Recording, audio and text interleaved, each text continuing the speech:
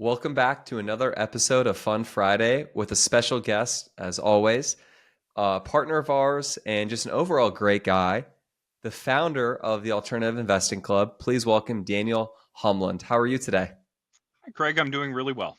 How are you? Yeah, I'm doing incredible. It's nice to connect with you. I've gotten a lot of FaceTime with you over the last hmm couple of weeks, so lucky I am for that opportunity here. But today's gonna be about you and kind of unpacking your story, what you're doing, and you actually have some really unique insights with how diversified you are, the opportunities that you see, and just the deal flow and people you get to work with. So I think this is gonna be a really fun episode for everyone to be listening to today here. But let's just get right into it. What were you doing before you got into kind of this real estate capital raising world? I have been a software developer all of my career, basically. And for the past 12, or I was an Intel engineer for 12 years. And I actually started the real estate education club at Intel. It was a purely educational club. And we grew that to around 1,300 people. And now I've exited and do real estate partnering and funds full time. That's awesome. So is that kind of where the perhaps the genesis of the capital raising career started was from that club there? You obviously had the idea that you wanted to maybe invest, maybe diversify perhaps outside of the stock market, and it just kind of organically happened. Well, if we're going to talk about how it started, I really have to go back to being a child. Actually, Okay. my grandfather on my mother's side worked for a company called International Harvester, which is a tractor company in the farming space, and so he worked on farm tractors. He was a mechanic, and he worked his entire life as a mechanic there and did fine. When he retired in his mid 60s, my grandma, who was the real financial wizard between the two of them, said, "Hey, in our retirement, let's go 50-50 with your brother and go buy this 120 unit apartment complex that's down the road." And so for his retirement, they fixed up those apartments. They turned it from a kind of a C minus type place into a nicer place. It was still C, maybe B minus, but they fixed it all up on their own and turned it into a very profitable 120 unit apartment complex. And that all happened when I was under 10. They may have even bought it before I was born. I'm not sure, but it struck me in my teenage years after my grandpa passed away that the only reason he had an inheritance to hand down to my parents and to us was because after he retired, he bought real estate. And that left an impression on me. And our family has always been very interested in real estate, and I've always had the real estate bug. Um, so even while I was investing, I don't know if you know this about me, but coming right out of college, I worked in Silicon Valley, ended up working myself to the point where I got carpal tunnel. So I had to stop. And so I went to be with my uncle, who was a trader at the Chicago Board of Trade. And I was actually his page or his intern. And we stood in the 10-year treasury pit buying and selling 10-year treasury bonds. And he would he was an old school trader who did all the hand signals in order to I'm going to sell 400, sell 400. And then he'd turn around to me and I was the computer guy, so I was holding a tablet and selling on the tablet while he was selling in the pit. And he'd turn around and say, "Buy 500. I want to throw them off what I'm doing." you know so I actually eventually bought my own seat at the Chicago Board of Trade, and I traded on the floor of the exchange for a little over a year. And that taught me that trading in risky environments is not for me. Right, right. Well, And I gradually moved over and over until I'm at what I consider to be a much more predictable and secure way of investing. right. Well, and that's really interesting. And I think the true trading like that is so unlike real estate in many respects because it's very quick, quick, quick, go, go, go. But the other thing it is more than anything else, and we've kind of talked about this in the show, but it's very player versus player. It's not collaborative. And what I mean by that is if a real estate transaction is done, so many people can win. The sellers can get a Mm, good deal. The buyers can get a good deal. The lender getting paid. The title person can get paid. So many people can work together in that solution, in that scenario, in order to create money and kind of keep things going versus, oh, wow, well, if you made a really good trade, that might mean that someone else could be losing in a sense. And, for someone like yourself who's so kind and gracious and warm. I have to imagine that this new way of investing and making money is probably a little bit more aligned with your personality type. Yeah. There's a book by the founders of Whole Foods. Oh gosh, I'm blanking on the name of it now. I think it's compassionate capitalism, but basically it's the idea that every trade that you want to do sets up a win, not only for you, but a six-way win is how they described it, for you, your customer, your investors, your clients, your vendors, everybody involved. And that's one of the nice things about capitalism, is that it's at will.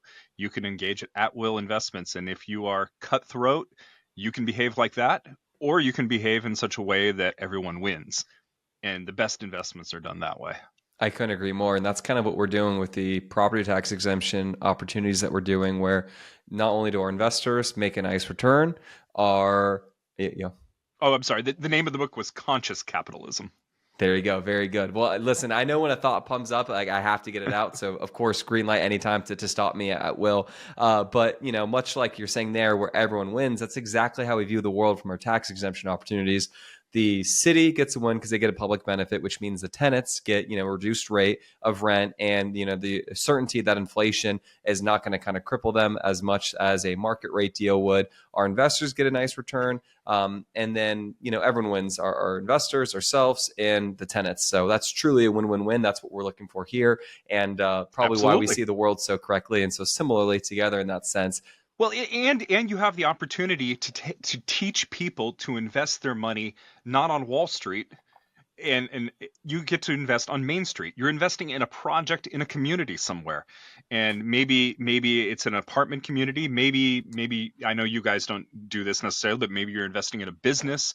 But you can invest in local communities, and once people learn how to either create their own opportunities or vet other people who are doing that and bringing capital into them, your world for investing becomes so much bigger than just throwing money into your 401k or buying the latest, Nvidia stock, whatever it happens to be. You get the opportunity to go down and talk to people that are involved in a transaction they're putting together themselves or running the business themselves. That is incredibly empowering. And when you've got a better, more personal, for instance, I know you. Like if I had sent my money, and we, full disclosure, I invest with you. And I have brought other investors to your deals because I like your narrative of tax abatement. I think it's one of the best business narratives in real estate going into 2025. And I can list some other narratives potentially if you want me to. But that's the reason why I'm investing with you, is because you not only renovate, but you have another driver of the profits that are there, and it's creating win-win situations. So I'm a big believer. I've started a whole club, the Alternative Investing Club, to teach people how to invest their own money. And we have a speaker every single Friday at noon Pacific time. I'm really proud of my track record there. Over the last 5 years, we've averaged 49 events per year. So every single Friday, except for the one after Thanksgiving, and usually one or two in December. And they're all up on YouTube now also. Look for Alternative Investing Club, and we've got 250 or so investor meetings that are there that a great speaker has come in and spoken at. Yeah, well, let's get right into your investing club, because I know you're excited about it, and I'm so interested to learn more about it. So let's just get to the concept of it. Maybe it sounded like it stemmed from your days in the tech world, where there was maybe seminars or some sort of education, some I guess extracurricular take it upon yourself initiative that maybe you had to start that there. So was that the inception for Alternate Investing Club? Yeah, it was. It was kind of focused around the idea of lunch and learn. So the idea was we were going to do it Friday at noon. People could go get so people would go get their lunch. They would join the video chat, and they would be able to learn about investing while they ate their lunch. That was the idea. And so we brought in outside speakers. We filled out all the proper paperwork with Intel in order to be able to do that. And actually, the way it started was I went to Intel HR and I said, "Hey, I see you've got a stock club. I see you have a startup club, and I want to run the real estate club." And we've been running it, 49 events every year, and it's now public and anybody can join. But that was the inception of it. It was just bringing in an educational speaker every week. Right. So you kind of learned that, the inheritance is created from the retirement job in a sense, which is crazy to think that, retirement, will there ever be a retirement? You're retiring from the other job to give yourself the new job or the next job, right? But was Yeah. that kind of the inception from that point? You knew you kind of wanted to be a real estate investor? Yeah, it was. I wanted to, create all the cliche topics. I wanted to create multiple streams of income. I wanted to have, my job, my investments, independent, different, non-correlated investments.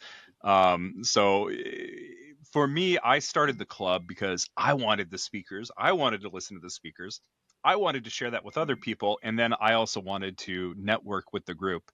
The club, since it was an Intel employee club for the first 4 years, it was purely educational, and it still is on our Friday meetings.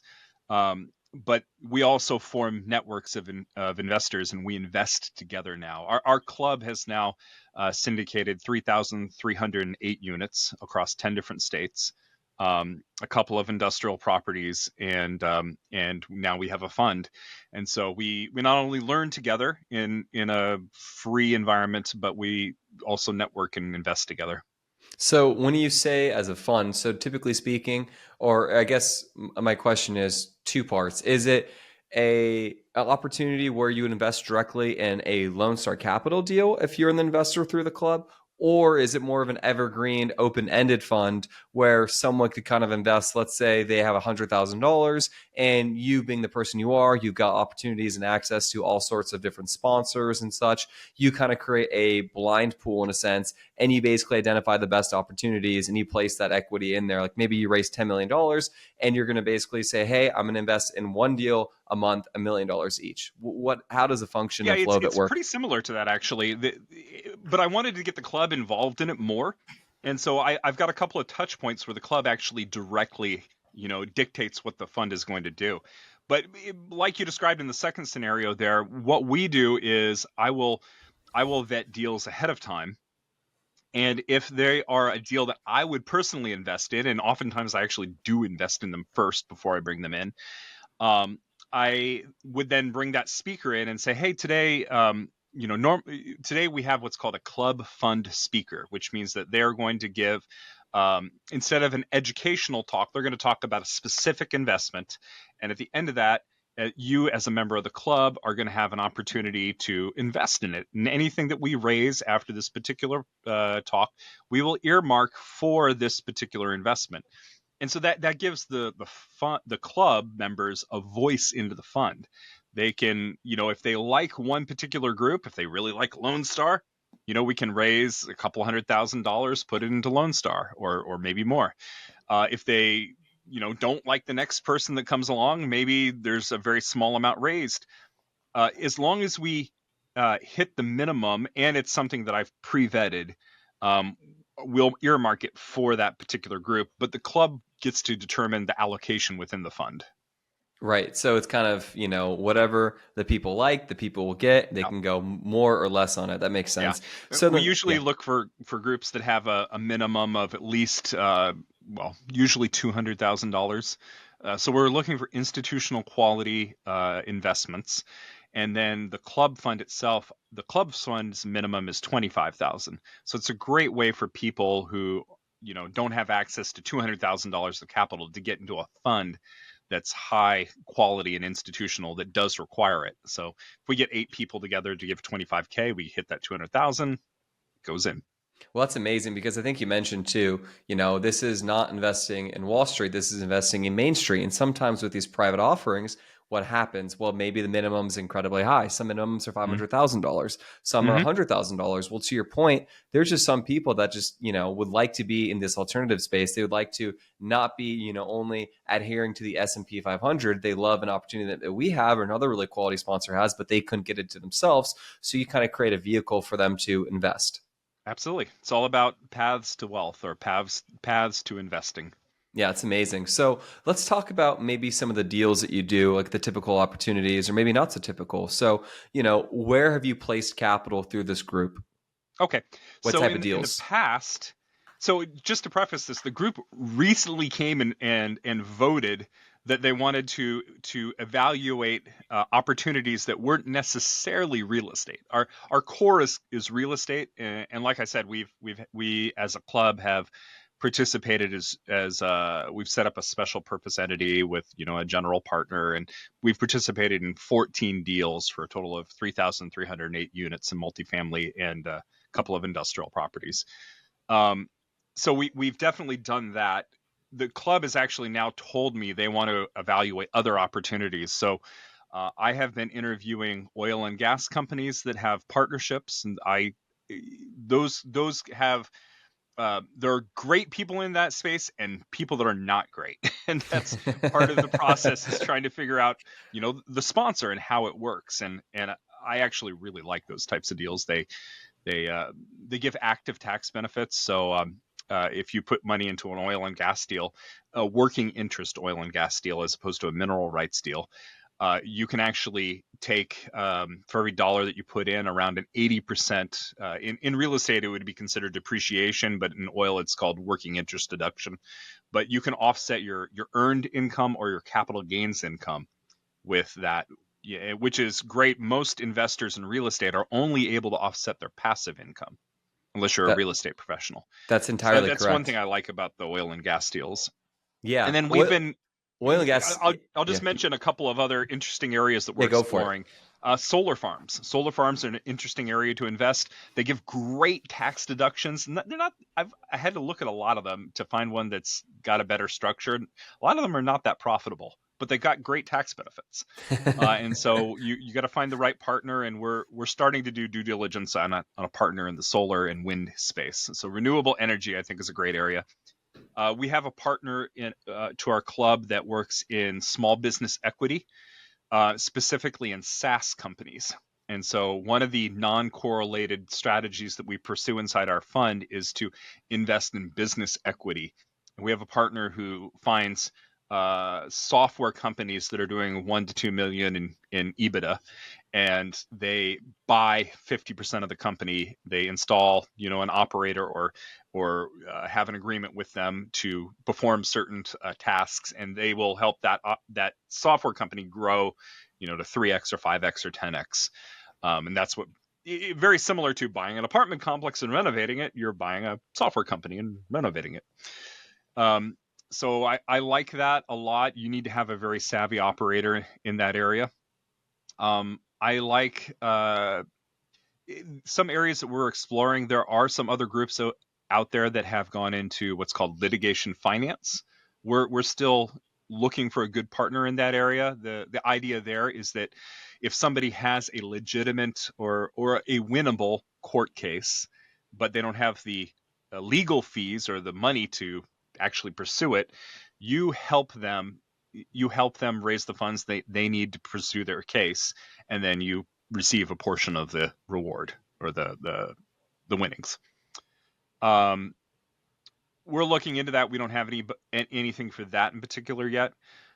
We have had speakers come in and present on topics like, hey, I have a fund, or this one person had a fund that bought and sold expensive bottles of wine and whiskey. It was a fun presentation, right? They have a fund. We go in, we'll buy, a several $1,000 barrel of whiskey, and then turn around and sell it for $10,000, and that's how they ran their fund. So there's all sorts of creative ways. You can buy fractional interests in sports teams. You can involve yourself in Bitcoin. We don't tend to do a lot of Bitcoin, just because, and maybe we'll get more into my investment philosophy, but I like investments that are illiquid. That personally, those are my favorites because they are more predictable. And I can create a 5-year, cash flow plan, project my cash flow for the next 5 years. I can plan my retirement based on predictable income. But if I'm planning it on the stock market where the stock price changes minute by minute, there's no way to predict what that'll be. So I really like real estate and other deals that are non-liquid because they have so much more predictability, and there's more opportunities to buy low and sell high and, execute your business plan. Well, it's also a little bit more in your control, and you can pre-vet it slightly more. You've got no control, if you will, on the S&P 500. Bitcoin Right. pricing can be very volatile. Yep. There's a lot of interesting nuances there. It really does kind of tether to a certain extent off the stock market as well, to a certain extent at this point too, with really how much more institutionalized it's become. It has been really interesting to see how highly correlated the Bitcoin has been to just the S&P 500. People will sell their if they need to cover a position in the stock market, they're going to go sell their Bitcoin in order to cover that position, and so the two become correlated together. Yeah. So very interesting. So let's talk about the whiskey just for a second. I've heard of Okay. this before. Isn't this, the idea here is that you can basically buy it, and if you also hold it for a certain period of time and you age it, the value of that barrel becomes exponentially more valuable. It's just a matter of when, not if. And it's just, hey, you have to hold it, store it, basically do the correct elements to that. Am I understanding that right? Yeah, and this was just one speaker that came into our club. I'm not the expert on this topic, but that is what he did. So he would buy. He had the connections to buy cheap and sell better. Yes. And sometimes he held them for a significant amount of time in order to do that. Yeah. Yeah. Interesting stuff there. So let's talk about, maybe the more mainstream ones. So not the outside, because you've got my ideas percolating, but let's bring it back to kind of the core stuff, which is maybe some of the operators that you work with from the real estate space, or maybe just other operators. When you vet a sponsor, an operator, someone who's going to be the GP in an opportunity, what are you specifically looking for, if anything? Is it a feel thing? Is it a certain track record? How do you kind of go through that process? Because I have to imagine people are trying to get into your club very often to present. Yeah, over the last 7 years, my process of evaluating people has evolved, let's say. And so one thing I told you guys actually recently is that we tend to invest with somebody and then not do another deal with them for at least 1 year, just to evaluate what their track record was. I know a lot of groups that will find somebody they really like, and then they just do deal after deal after deal with that one person, or maybe a handful of people. And the problem is that in good times, that's great. In bad times, that one operator is going to behave across all of those investments exactly the same. So it not only spreading your investments 1 year apart enforces diversity amongst the investments, and makes sure that those people are performing and communicating like you would like them to. So I don't like operators that don't communicate well and don't have a regular newsletter. Lone Star is great at having a regular newsletter. Thank you. I don't like groups that. So this has been kind of a nuanced train of thought for a while, and that is, I have found operators who make who are great operators, but they make a different decision because they have a slightly different investment philosophy than I have. And let me give you a concrete example of that. So let's say that you've got a distressed multifamily property. I know it's super hypothetical here. Right. and, Never happened. and Not in these that times. never happens, right? No, that's like the main theme for 2024 and 2025. There are distressed people in the market who have short-term bridge loans or variable interest rates, and they're in a world of hurt because interest rates went up so much. And let's say that interest rates go up, or their business plan becomes cramped to the point where they have to make a decision between, do I send out an investor distribution, and potentially that takes a little money away from the renovations I'm doing, or do I put that money into the renovations and not send that investor distribution? It's an interesting question, because I think a good operator can legitimately do it either way. So some operators might say, hey, I'm going to hold that money and put it into the property because my investors are going to get a better return over the long term. If I fix it all up now, we collect extra rent over the months that, from the units that have been fixed in advance. And that's going to cause our IRR, our average annual return, to be better at the end of the investment. And so they'll say, hey, I want to care for the project, so I'm taking the money and I'm putting it into the project. And then there are others that say, well, my investors are in the deal because they like the predictability of the distribution. And investors, of course, they get upset, right, if you don't send your distributions out. And so sometimes when you see a person who chooses one of those or the other, it a lot of investors may not realize that there are legitimate decisions that can be made that might be different than they themselves would make those decisions, and they can still be good. They're running the investment well, even though it's not the decision the investor would make. And sometimes it's good to be around those people because they challenge your point of view. Sometimes you just want your monthly check, right? You want your damn check.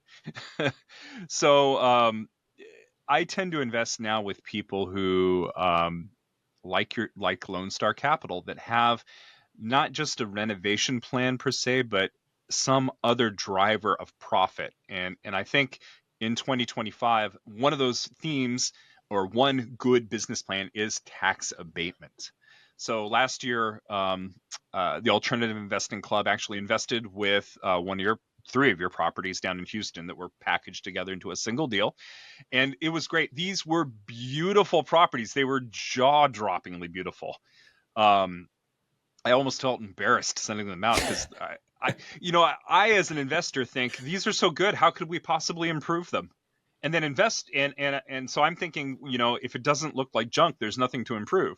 Not junk, but if there's no way of improving if it's not like your grandparents' first property, there's like a C- property that yeah, probably well, needed a little love and a little management change, so on and so forth. the way you make an investor profit is by improving the property. And if there's Yeah. nothing, there's no meat on the bone, how do you do that? And the thing I liked about it, but investors will actually sometimes, or maybe some of the less experienced ones, will look at the beautiful property and they'll show it to their family and say, "Look what I bought, and I'm part of this," and it's very attractive. So one lesson I had to learn was that very attractive properties sell a lot, or you can raise money a lot easier for them, even if the uglier looking one, or the one that's not as nice, might be a better investment. So that was an interesting nuance. But you guys partnered with Houston on a tax abatement program, and this was a beautiful 3-pack of A-class properties. I think maybe one of them was a B plus. And the deal with the city is that if 30% of the units could be rented to people that had 60% of area median income, and 20% were rented to 80% of area median income, and I might have flipped those two. It's generally in that range, plus or minus. Yeah, Every deal is slightly nuanced, to your point. it's slightly different on every deal. But if we did that, and of course the city was going to be placing those people into the units, but Lone Star Capital had the veto power, saying, no, we do like this person, we don't like this person. So you have someone who's doing some of your property management for you, which is great. And the city, for housing those people, is giving you a 99-year tax abatement. In Texas, where the property tax is the largest tax, there's no income tax in Texas, but there's a large property tax. And so the thing I loved about these deals is, first of all, they looked beautiful. And most of the business plan, there was a light renovation that went on, but most of the business plan was just signing a piece of paper with the city. And suddenly 30% of your expenses in the form of taxes disappeared. And suddenly you had the room within your deal in order to give a good investor return. Plus, you can sell that, and the next person who purchased it, they got an 85% reduction in their taxes, not 100% like Lone Star was getting, but the next person gets 85, which means that the deal is immediately worth more because it's a lower expense ratio for the next person. So it was a great deal. You get a beautiful piece of property, a business plan where the execution risk is fairly low. You just got to sign on a piece of paper, basically, with the city, and it's been giving a regular return ever since, even in somewhat difficult economic times. Yeah, there's so much to unpack here on this one. So first off, predictability, cash flow. To go to that theme there, the kind of monthly distributions coming in. We love monthly. We love making people smile 12 times a year, not 4 times a year quarterly. But the importance of cash flow, and it's so funny you mentioned that, and you're kind of coming back to wanting to do that and possibly again with us, that kind of being your strategy. We think that's a smart idea, like you do, because cash flow can be more predictable. And what is not necessarily 100% predictable is where the deal will sell from an exit cap rate, what will go on during a market force, that. But cash flow is more predictable in many senses, particularly when you take care of two varying costs, which is property taxes, having that be a more fixed, not going up to hurt your expense ratio being one. And then secondly, your debt being fixed rate. If you can kind of take care of those two things, the predictability of cash flow, to your point, is immense. And it's funny, as I was talking to a lot of institutional investors this past couple of weeks, one note that they had on some of our deals, just comment here and there, is like, hey, cash flow is a little bit low for what we're looking for. Now they're looking for cash flow in the 9 to 12% range right now. Ideally, that's pretty hard to manufacture, but the emphasis of cash flow is there. And then the other comment I have is fixing up deals. I think so many people are trained to want to do the value add deal, to see some disgusting looking shag carpet in the interior, and to see like a yellow or a brown or some unaesthetic looking exterior, color, bad asphalt in the driveway, just stuff that are really low hanging fruit stuff. But the reality is that through the cycle to this point, from 2018 to basically to today, to 2018 to 2024, how many deals that are out there haven't been bought and sold, fixed up, cleaned up, so on and so forth? The answer is very few. So it's very hard to actually make value add deals truly return and pencil out from a return on cost perspective. What does that mean? This means, hey, if I'm going to spend $10,000 to $15,000 per unit, which is kind of the going rate, it's no longer 6 to 8, but that $10,000 to $15,000, I need to get a $150 ish return on the rent bump from there outside of organic rent growth. Well, frankly, right now, that's very hard to achieve. So that's kind of why we like the blend of things with where we do get a value add like return, but it's a little bit more secure there. So it's not to say value add deals won't be great in the future, but it's one of those things where you want to be very prudent with when you do truly get a value add opportunity. I think that's a major theme of 2025, is that if you just see a deal and their only plan is just renovating units, it could be a reasonable deal, but a lot of them aren't going to achieve the investor returns just renovating. Yeah. And let me mention, if you don't mind, another strategy Please do. that I really like. Yeah. And this is with a different group. I don't think you engage in this, but our alternative investing club fund, the whole goal there is to come up with multiple differentiated, partially non-correlated strategies. And so another strategy that I like in 2025 right now is prefabricated construction. Mm-hmm. And this is where you have a group that is used to building like a subdivision, and they go out, they buy all the lots, and they construct the portions of the houses in factories. And the end product, you wouldn't be able to distinguish it from a house that was built, just on site in the regular fashion. But because 4 or 5 pieces of the house are built in a factory, there's better quality controls, there's a tighter environment for getting things done. And in general, those types of deals, you can actually build the house in about 50% of the time, because it's prefabricated, that you could building it on site. And you can do it at about 50% of the cost. It's much cheaper to do it that way. And the end product ends up looking great too. So that's another case where your business plan is more than just renovations in this particular case, or construction. It's more than just developing. It's more than just developing. Right. It's a different business plan that cuts costs and time to market down. And that's what I like to see in investments in 2025. There needs to be a business edge. To your point there, it's so interesting because if you can kind of condense that period, some of the biggest risks associated with developing is time. Because if you basically locked up a lot or a site in 2021, you're excited, rates are low. Well, guess what? That's probably delivering in 2023, 2024, 2025, which is not the most advantageous time for that to be released from an interest rate perspective. So if you can basically shorten that window to develop, it's huge. Out of curiosity, where is this group doing that in? Because I also know some people that are doing that in Austin, Texas, and they're crushing it. Perhaps it's the same people. It's the same people. Yeah. Most and likely. They are awesome. They're in Austin. I love them. Good to hear. Our fund actually hasn't placed our investment with them yet, so we're going to be doing that shortly. Yeah, and we're excited to be doing that. We'll have to confirm once the show's over just to make sure it's the same people. But if it is, I love those people. Yeah. Okay. Good to hear. Yeah. With that said, happy to hear that's going on there. And then outside of multifamily and that kind of construction edge, you mentioned that you maybe were in some industrial deals. What's kind of the Yeah. angle that you like there? I mean, I have mine because it seems as if, if you're only, whether it be self-storage or industrial, there's not that many things that could really throw off the deal in some respects, in the sense that, there's not tenants blowing out toilets or something like that Mhm. going on. It's a lot more And even if straightforward they in a do, it's a sense. triple net lease and the tenant has to take care of it. Yeah. So can you talk about the strategy and the like there? Yeah, so let me back up a little bit first and say that the strategies that we have in the fund is we like debt funds, we like tax abatement, we like prefabricated construction. I like industrial, and so those are the current strategies we're pursuing inside the fund here. But the industrial, the reason why I like it, first of all, it's a very high. It's probably the second highest performing sector in real estate right now.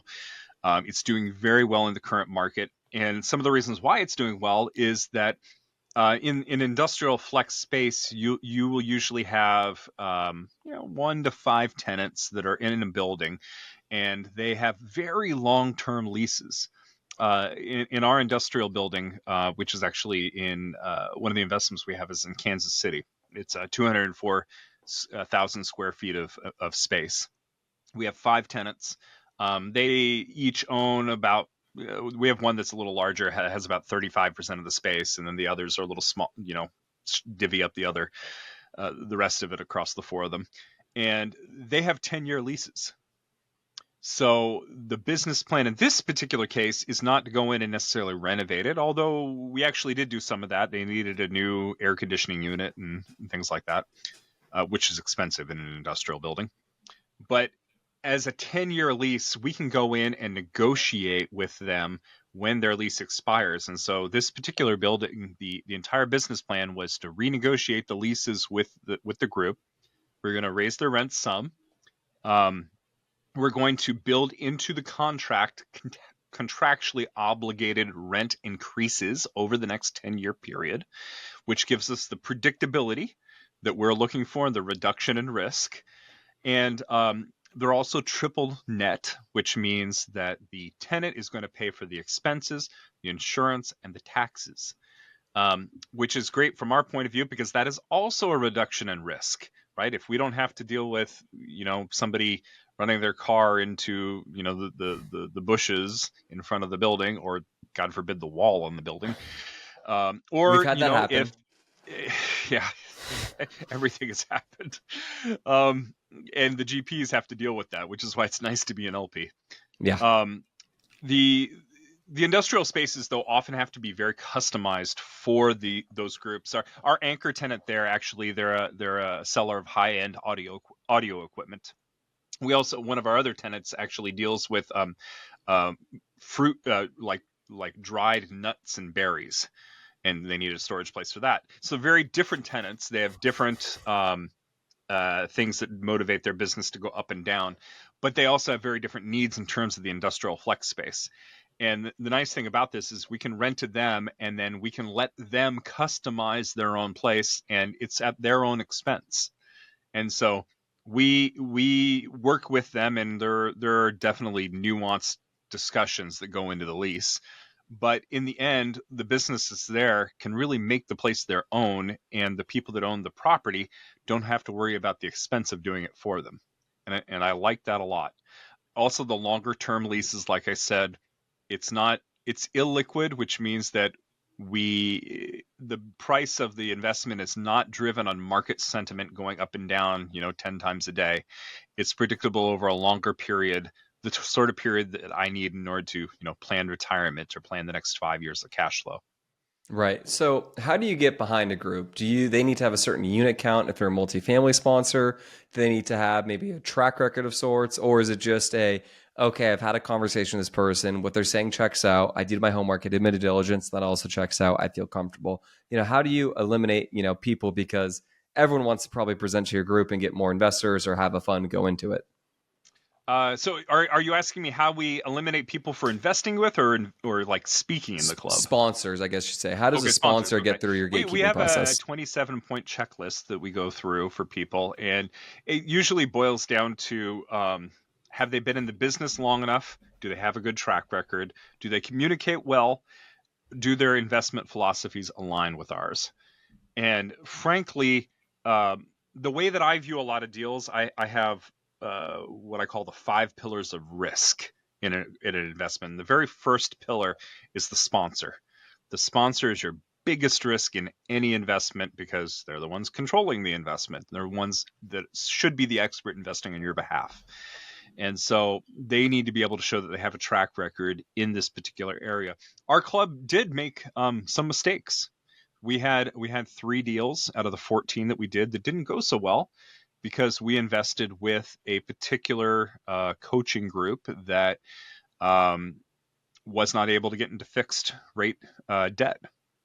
And so 3 of our deals ended up not working out well. And it was, it was heartbreaking when that happened. It's terrible to see that happen. And that's one of the reasons why we now have the rule of we will only invest with one, every year. We need space investments with a single operator out by at least a year. And so overall, our track record is we have a 21.3% IRR on our investments, but we had 3 deals that went bad. And you learn a lot of lessons from deals like that. And now I've lost my train of thought. What was your original question? Oh, how do you qualify people? Right, right. So the other way to qualify them is simply asking other people who have been part of their deals, being part of a club like the alternative investing club where people have experience with other operators. So or there's a couple other that are out there. There's the left field investors, there's the 506C group, there's other groups that are out there, but being part of a community where you can talk to people in the community and have discussions about the performance and experience with particular operators is important. Going and visiting the site is important whenever you're going to get other investors that are part of it. I always, for instance, your deal, my partner and I, his name was Jason, and I'll say it like that because I know he works at a place. He works at Fannie Mae. And he needs to keep on the down low sometimes in terms of Great guy. just investing. He's a good guy. He's a great guy. I really wanted to convince him to be my partner, but he went the broker dealer route. But he came in and visited your sites and brought that information back to me. So we had a partner in the deal that was a general partner who was there and walked the buildings with the sponsor. That's important. Not to mention, he knows what a good deal does and doesn't look like, considering his background there. Yeah, he's in a high position in Fannie Mae and knows his stuff very well.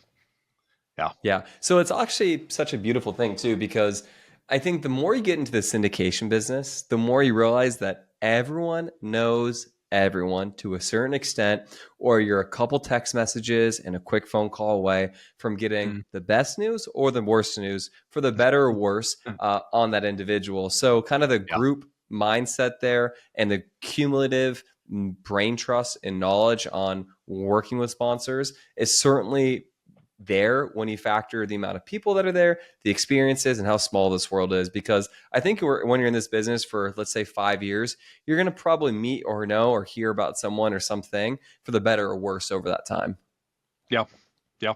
It is a small world. And it's somewhat of a niche world, and I think a lot of people in this area know each other. Yeah. Even if I just know most of them over Zoom. Right. Well, I mean, but that's close enough in this day and age, right? So switching gears, naturally we just had a rate cut. The world is changing. The environment's changing. Maturities are coming up because so many deals were sized up in 2021 and 2022 with shorter rate debt terms. Maybe some deals were acquired in 2019 that weren't sold, that were 7-year terms, so on and so forth, which means they're going to be, online here coming up.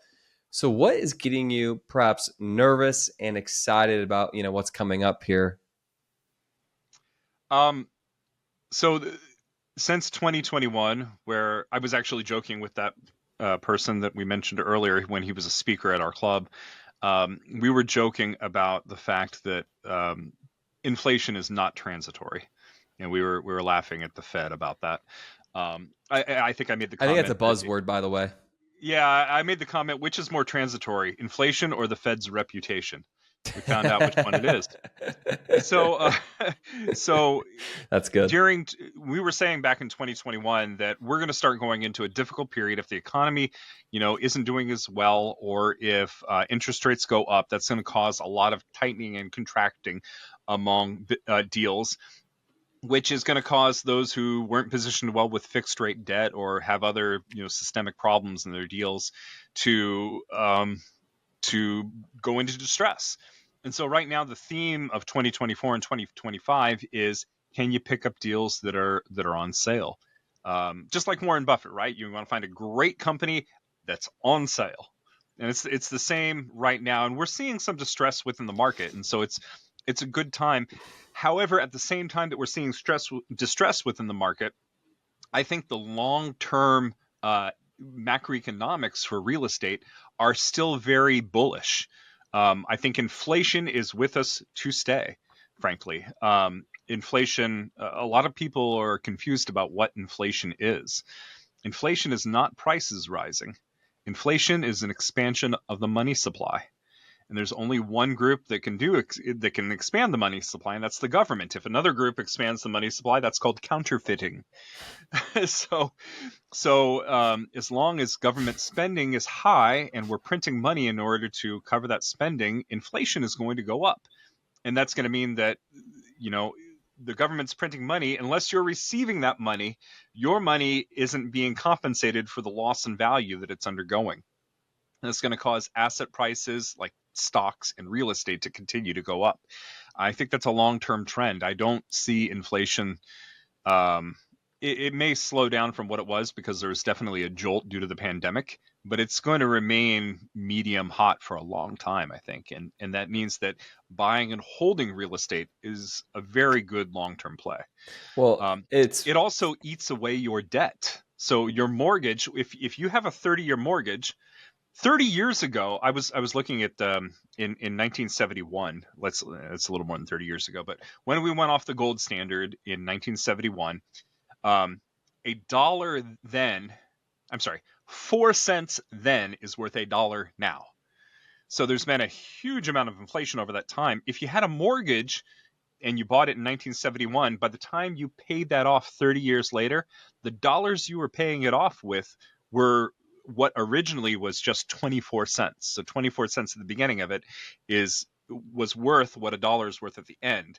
So that is to say that when you're in an inflationary environment, it pays to have debt because you're going to be paying that debt off in the future with dollars that have been reduced in value. So it's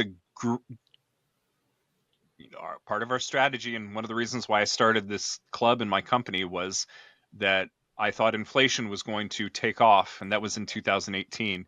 And all it would take, I literally started my company because I thought all it's going to take is one, economic dislocation and inflation is going to jump. And nobody expected a pandemic, but it hit the point home. Inflation jumped. And I think that it's going to continue to go for the long term.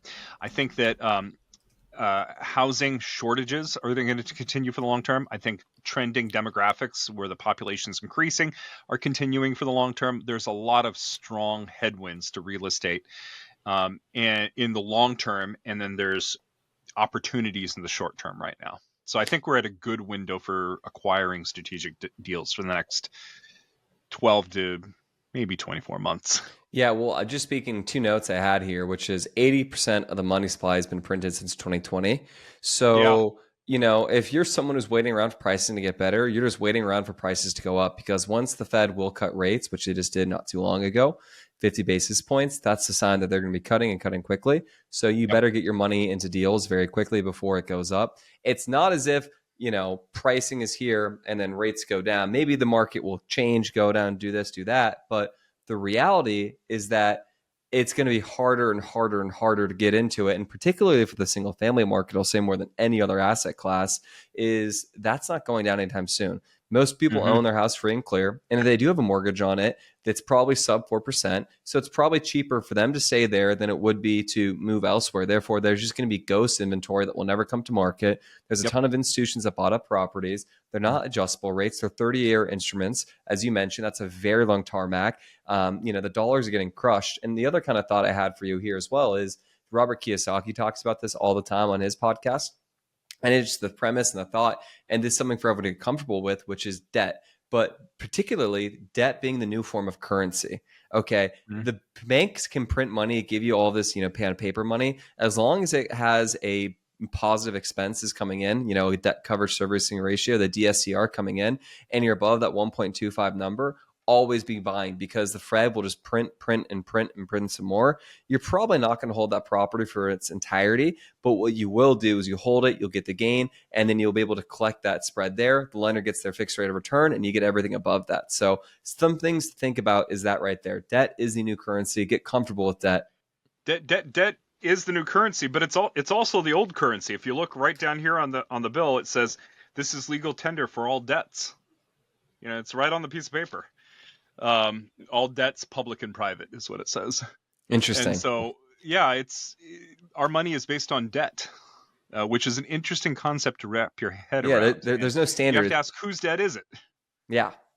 Yeah, and it's, fiat currencies have changed things. To your point, with the gold standard going away, Nixon, I think, was the president when that occurred. And there was a big shift there. Fractional banking is real. You basically invest $1 with the bank. They can loan it up to, 10 times. So basically, if you have $1 in, they can basically loan 90 cents off your dollar, and you have basically 10 cents in there. So they owe you a debit and credit system there. But it's kind of a weird world the more you kind of dive into it. And it's you should shift your mindset as to how you hold your money.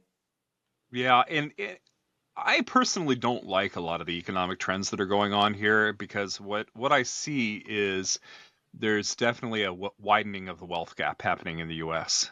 And, people that have assets versus people that don't are continuing to separate further and further. And so my hope for the Alternative Investing Club and investing with groups like Lone Star is that we can get as many people as possible onto the side of asset owners as possible, because central governments and banks are driving these trends, and they're the largest institutions that the world has. So you're either, your boat is either floating along with them or it's going the other way, and it's better to be going with them.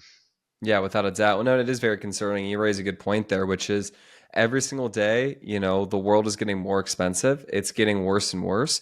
And I think we really just put the pedal to the metal and really floored it there, if you will, in reference to inflation getting worse, the wealth divide, the haves and have nots.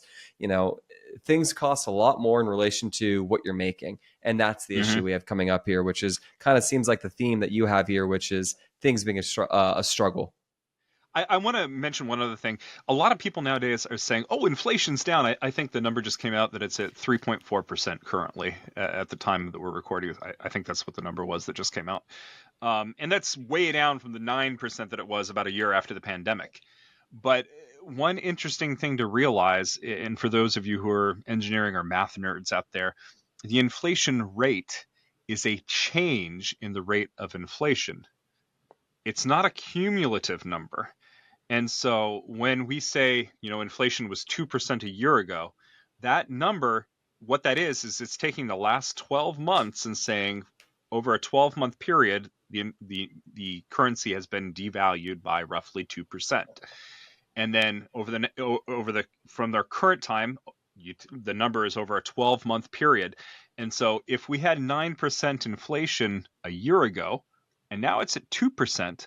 The 2% that we have this year is a much larger number than the 2% we had a year ago or 2 years ago. It's cumulative based on, and so what's actually interesting is that you'll see people with online conversations that say, prices are up 40% for vegetables or whatever it happens to be. And then you look at the Fed and it's like, no, we're only at 2%. Well, the way you square that hole is you can actually go and look at I did this as an exercise. I went to the St. Louis Fed, grabbed all the numbers for the Fed futures funds, which is it's one of the funds that responds very quickly to the Fed changing interest rates. And if you take that curve and you actually do an integral across it, you will get the inflation price in groceries and an inflation price in housing. So that is what that is to say is that the number the Fed is quoting is a change in the rate of inflation. And when people want to emphasize how much something has gone up, they quote the absolute change in the price. Well, if you take the integral of the rate of change, you actually get the chart for the groceries or housing that people are talking online. So there's a lot of crosstalk of people online. If things are up 40%, no, it's only 2%. That's how you square that I have the argument. I have the best analogy for you, or the best way of All right, thinking about this go on for it. inflation. Let's say you weigh 200 pounds, okay, I do. and More. inflation is up 10%. Now you weigh 210 pounds or whatever, right? And then, oh, well, inflation's only up, another 10% this year. Now you're, 220 or 222, right? And then, no, guys, inflation's down. Inflation's only up 3% right now. Well, now you're 223. So you're still from that 200-pound metric up 23 pounds. See, Yeah. you're not coming down. It's just the rate is slowly going down or is declining in the rate that is expanding that much more. You're still up that 23 pounds. So that's how you need to look at this economic situation. I don't know if I should share this somewhat darker analogy, but a year or two ago, I shared the analogy of, well, if a person is drinking, one, drink of vodka and they go up by 10% each time, even if they cut back by 50% at the end of it, they're still going to be dead in a ditch. Yes, So, that's a very good way of putting it. So yeah. you have a contrarian take, a hot take from real estate that's personal to you that you shared with me. So I would love to hear it here as a final thought before we let you go. And we'll obviously have you share where people can reach out to you. But what is your hot take, your contrarian take that you hold? That illiquid investments such as real estate and other private placement investments are better than stock market investments because they are illiquid. I don't like checking my stocks 5 times a day and worrying about whether they've gone up or down. I like being able to sit down and write out a 5-year cash flow projection. And so not only are illiquid investments more predictable, but they also are less efficient in terms of market pricing, which means there's more opportunity to make a profit in those types of investments. And so sometimes when I see a beginning private placement investor come in and say, well, when do I get my money back? And that's an important question, obviously. Um, you can say to them, well, this investment is 3 to 5 years or 4 to 6 years. But you can also say, according to our business plan, these are the profits we're going to make over that time. And that's a great thing to be able to do because you can lock away your worry, you can reduce your risk. You don't have to worry about day-to-day fluctuations like you do with the stock market. The other thing too is that illiquid investments tend to be on Main Street. So you're affecting a local community, apartments. You're affecting a small business. You're affecting areas of the economy that I wish more people would invest in small businesses, in small communities, locally. The genetic diversity of the economy should be greater, right? A lot of people complain about a monoculture or a monocrop. Maybe it's all corn or all soybeans, and they say that, hey, if we had a variety of different things, you're not going to all be wiped out by, the potato famine. Well, there were potato famines. My family came to the U.S. from Sweden because of the potato famine. And if you have a monoculture in your economic climate, it is every bit as dangerous as having a monoculture in your crops. One key event can wipe them out. If you invest locally, if you invest with people you have more opportunity in order to be diverse. So I like illiquid investments with people I know. Amazing. Daniel, thank you so much for being such a great guest, giving us your thoughts and insights. It's been truly valuable. How can people find you, reach out to you, join your club, invest with you, and everything in between? Yeah, alternativeinvestingclub.com.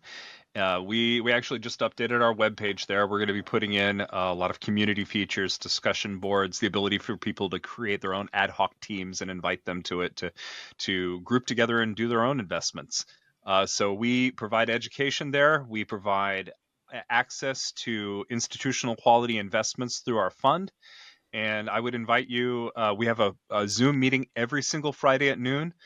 We usually have 70 to 100 people on the call. And most people are just passive observers. They come in, they listen to a great speaker, and then other people like to get involved and ask questions of the speaker.